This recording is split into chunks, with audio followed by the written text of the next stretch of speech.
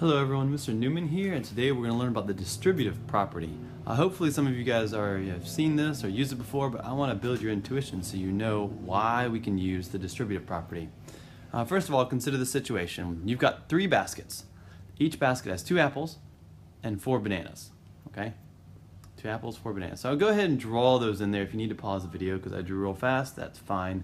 But when you count all these up, you notice we have 1, 2, 3, 4, 5, 6 apples, and if you count all the bananas, you count up to 12 bananas. A faster way to write that overall would just to say, hey, we got 3 baskets of the same thing, so 3 times 2 apples and 4 bananas. This is also not only a faster way to write it, it's also a faster way to count it. Instead of counting every single one, we can say 3 times the 2 apples is 6 apples, and 3 times the 4 bananas is 12 bananas. Now, looking up at the baskets on top, you can see why that's true. There are 3 sets of the same thing, so you can multiply 3 times everything in the basket, and you get the same thing as if you counted them all individually. Now, in math, we might write this more briefly. I want you to notice the x does mean multiplication here. Don't be confused as that's a variable. That is multiplication. And whenever we write a number or letter right next to parentheses, that's a shorthand way of saying multiplication there too, okay? So mathematicians might write it like 3 parentheses 2 apples and plus 4 bananas. Just write out the words like that. We can do the same thing. 3 times 2 apples becomes 6 apples, and 3 times 4 bananas becomes 12 bananas.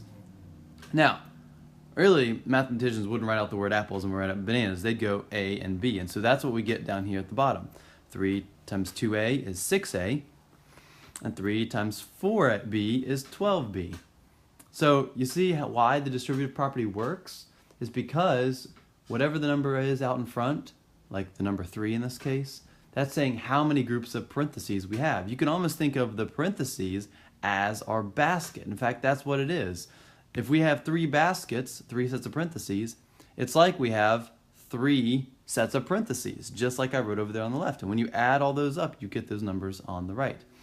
It's important for you to think of it like this, because if we ever come across a situation you haven't experienced before, then if you can understand why what the parentheses mean and why we multiply like this, you can apply it to the new situation. For example, what if there were 3 different sets of items in the basket? What if I had apples, bananas, and oranges?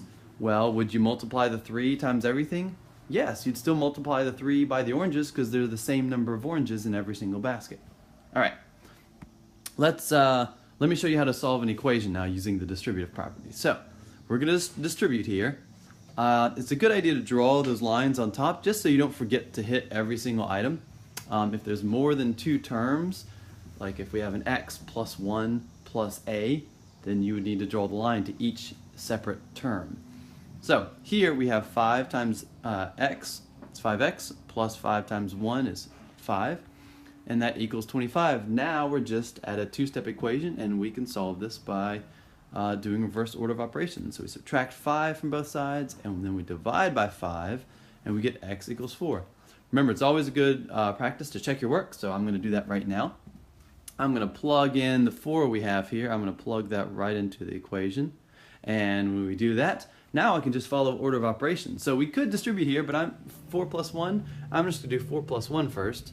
That gives us 5, and then 5 times 5 equals 25. So check. All right, now let's do some examples, and I'm going to show you guys how to do it using the distributive property.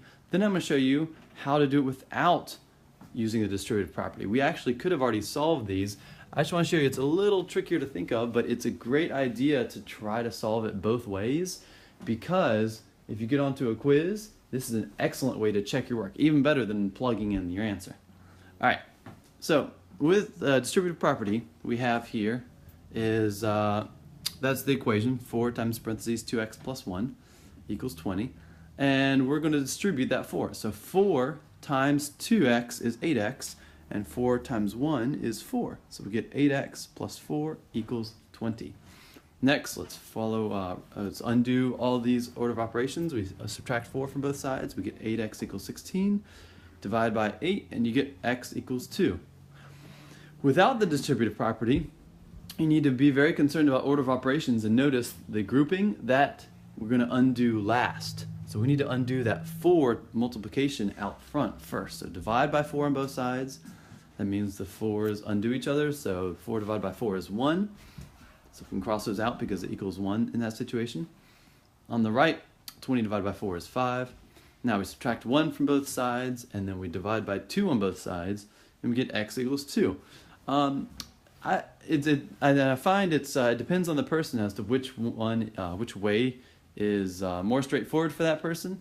But I would say you really need to understand how to solve both ways to get the highest possible grade in this class. Let's real quick check our work. We're going to rewrite the equation, but instead of an x, I'm going to put a 2.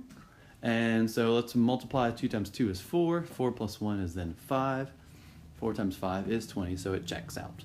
All right, let me get you started on this next one. You notice a little typo, but yours should say -3 times parentheses x plus 4 equals 21. So make sure your sheet says this down here, and go ahead and write that down.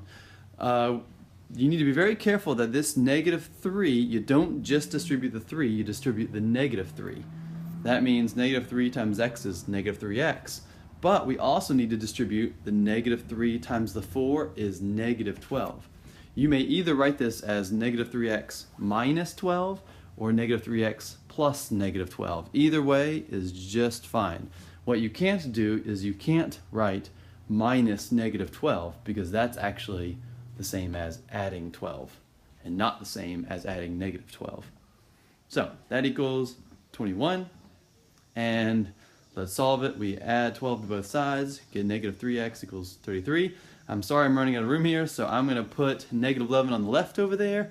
And here's what I would like for you to do. I'd like for you to try it without the distributive property, and I want you to check your work. And then at the end, I also want you to try this last problem, but using the distributive property, and then trying it without the distributive property, and checking it, and do all that before you come to class. Thank you very much for watching.